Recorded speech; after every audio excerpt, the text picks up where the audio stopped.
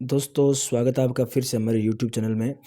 अभी आपको पता है कि कलाम एजुकेशन और उत्कर्ष दोनों ने अभी इन दिनों कुछ 2 दिन पहले उन्होंने प्री एग्ज़ाम लिया था रीट का। तो उस प्री एग्ज़ाम के अंदर हम अगर कंप्यूटर की बात करें तो इन दोनों कोचिंग संस्थानों ने कंप्यूटर का जो बेस तैयार किया वो इसी 9th क्लास के अकॉर्डिंग था।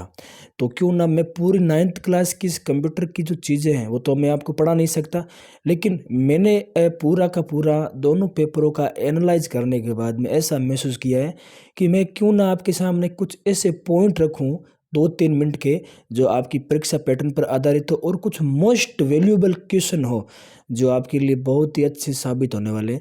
तो मैं आपके सामने कुछ ऐसे फैक्ट लाने वाला हूँ, देखते रहिए आप। तो दोस्तों पहले आपको ये पता होना चाहिए कि एनालॉग कंप्यूटर ना, एनालॉग कंप्यूटर, इस एनालॉग कंप्यूटर में आपको क्या पढ़ना है, यहाँ से ये पढ़ना है।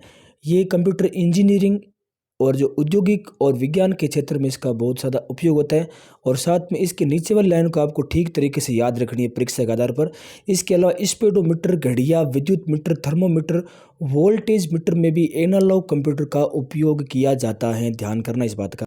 दोस्तों फिर आपको डिजिटल कंप्यूटर में भी ये आपको ध्यान रखना है कि इस कंप्यूटर का ज़्यादा से ज़्यादा जो उपयोग है वो कहाँ किया जाता है। गणना करने के साथ डिजिटल कंप्यूटर तार्किक क्रिया भी करता है, तो यानी आपको इस चीज़ को थोड़ा ध्यान रखना है। फिर आपको याद रखना है कि तीसरा जो इसका चैप्टर है वो है हाइब्रिड कंप्यूटर। इस हाइब्रिड में आपको, मुझे लगता है कि यहाँ से इस लाइन को पकड़ना है। ये ज़्यादातर चिकित्सा के क्षेत्र में काम किया जा रहा है। रोगी का तापमान, धड़कन और रक्तचाप को इसमें अच्छी तरीके से उपयोग किया जाता है। दोस्तों अगला आपको याद रखना मेन फ्रेम कंप्यूटर। इसमें से आपको यहाँ से एक बात पकड़नी है, इसका उपयोग रेलवे, आपने भी कभी रेल से कोई टिकट ऑनलाइन प्राप्त की होंगी तो वो मेन फ्रेम कंप्यूटर के आगे एक आदमी खड़ा होता है, आपको तुरंत यहाँ से वो टिकट देता है। तो याद रखना मेन फ्रेम कंप्यूटर का रेलवे टिकट के अंदर, बीमा कंपनियों में, अनुसंधान संस्थानों में, व्यावसायिक संगठनों में इसका बड़ा उपयोग किया जाता है। दोस्तों अगला ध्यान रखना सुपर कंप्यूटर। यहाँ से आपके अंदर कुछ क्वेश्चन पूछने की बहुत बड़ी संभावना है। यानी इस कंप्यूटर का उपयोग कहाँ पर किया जाता है? सुपर कंप्यूटर का उपयोग किया जाता है मौसम की भविष्यवाणी करने में, अंतरिक्ष अनुसंधान प्रयोगशाला में, रक्षा संगठनों में, नाभिकीय संयंत्रों में।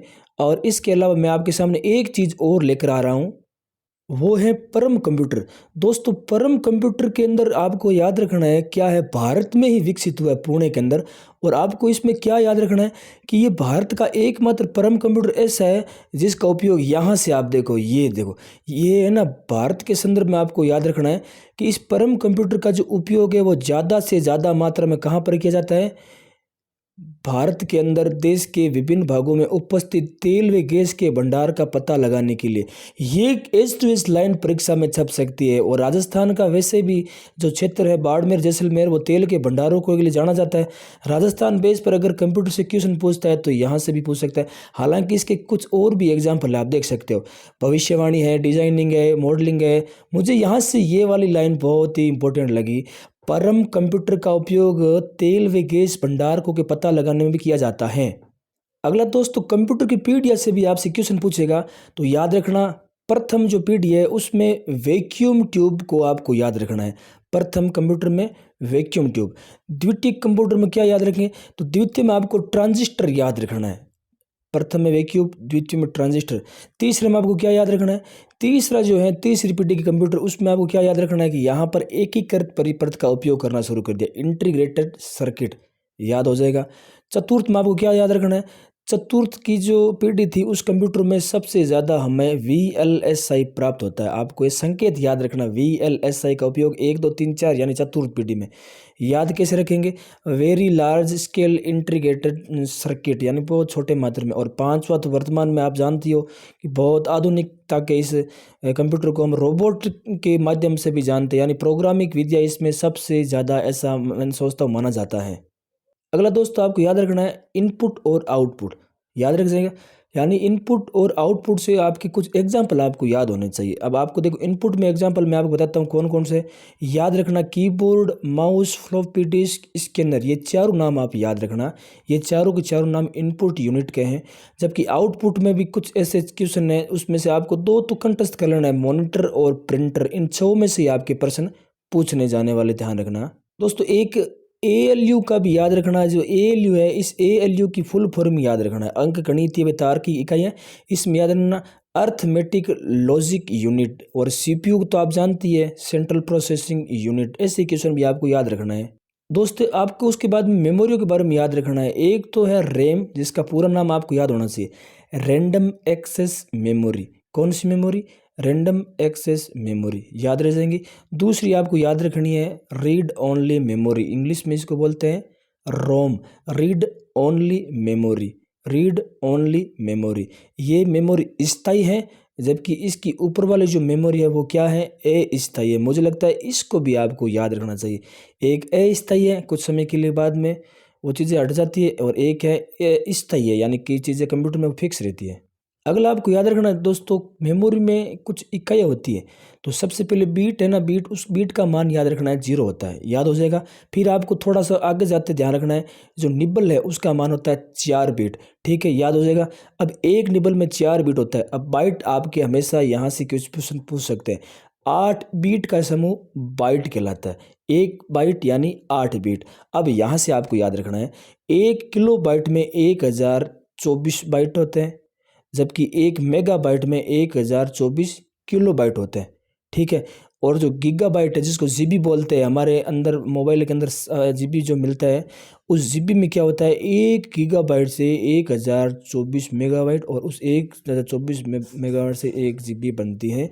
फिर टेराबाइट, यानी मेमोरी की सबसे बड़ी जो इकाई है उसको बोले टेराबाइट। इसके लिए क्या करना है, 1 जीबी टेराबाइट से 1024 गीगाबाइट, यानी आपको इन चीज़ों को भी ठीक तरीके से देखना है दोस्तों। उसके बाद आपको ना सॉफ्टवेयर और हार्डवेयर के भी कुछ एग्जाम्पल याद रखना है, और उसके लिए मैं आपके सामने ला रहा हूँ हार्डवेयर के जो है ना एग्जाम्पल है, उसको आपको क्या याद रखना, कैसे याद रखना, यानी जिनको हम छू सकते हैं। अब मुझे बताओ, CPU बार रहता है, छू सकते हैं, कीबोर्ड को हम छू सकते हैं, माउस को हम छू सकते हैं, प्रिंटर को छू सकते हैं, स्पीकर को छू सकते हैं। ये आप 5 याद रखना, 500 के 500 आपको नाम याद होना चाहिए।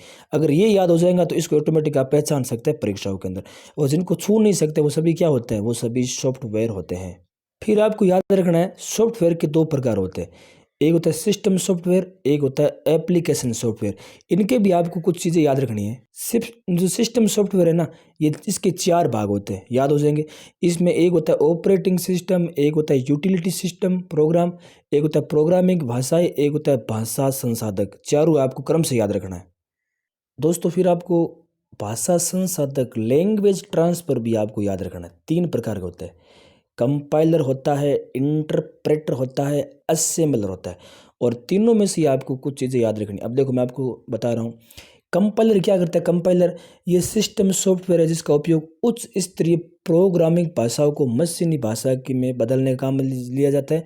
जबकि जो इंटरप्रेटर होता है ना, उसका काम क्या होता है, ये क्या करते हैं, उच्च स्तरीय प्रोग्रामिंग भाषा को पंक्ति दर पंक्ति मशीनी भाषा में परिवर्तित करते रहते हैं। और तीसरा असेंबलर जो है, उसका कार्य क्या है, ये असेंबली भाषा में लिखे प्रोग्राम की भाषा को मशीनी भाषा में परिवर्तन करते हैं। मुझे लगता है कि आपको इन चीज़ों को ठीक से समझना चाहिए। और अगला है आज का ऑपरेटिंग सिस्टम, और उस ऑपरेटिंग सिस्टम से आपको याद क्या रखना है, आपको ये 3 एग्जाम्पल याद रखना है। एक MS डोज को याद रखना, एक विंडोज़ को याद रखना, और एक लाइनेक्स को याद रखना। ये तीनों क्या है, ये वर्तमान 2023 में प्रचलित ऑपरेटिंग सिस्टम है दोस्तों। उसके बाद हम कुछ अभ्यास प्रश्न है उसको करेंगे।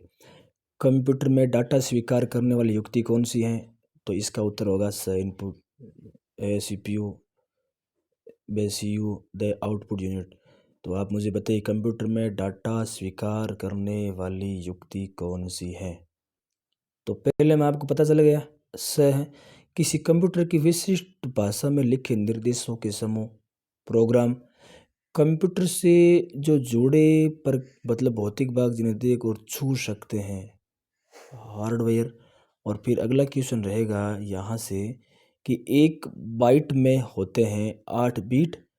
पेट्रोल पंप पर तेल मापने के लिए प्रयुक्त होता है एनालॉग। तो सुपर कंप्यूटर याद रखना, मेन फ्रेम भी याद रखा, डिजिटल भी याद रखा। ऊपर की कक्षा में मैंने आपके इसके बारे में बताया। तो दोस्तों, ये छोटा सा 10 मिनट का वीडियो है, और पूरा एक चैप्टर यहाँ से खत्म होता है। और मैं बता दूँ, इस चैप्टर में आपके प्री एग्जाम के अंदर 2 क्वेश्चन पूछे गए हैं।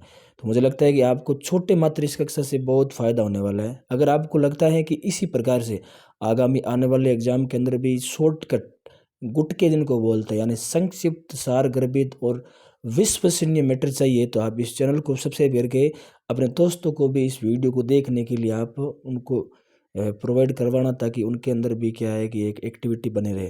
तो जिगर एजुकेशन चैनल को आप सब्सक्राइब करना और आप साथ में बेल आइकन को ओके कर करना। धन्यवाद।